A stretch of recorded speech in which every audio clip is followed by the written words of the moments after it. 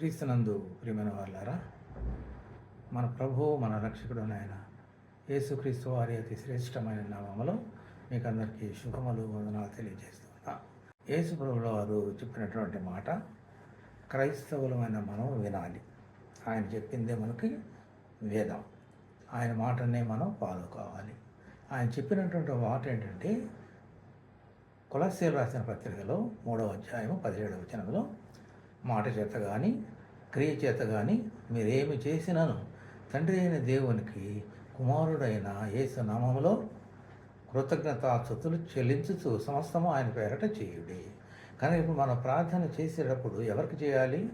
తండ్రికి చేయాలి, యేసు నామములో చేయాలి, పరిశుద్ధాత్మల సహాయంతో చేయాలి.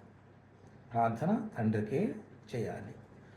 ఏ సమయంలోనైనా సరే తండ్రికే చేయాలి, యేసు నామములో చేయాలి, పరిశుద్ధాత్మల సహాయంలో చేయాలి.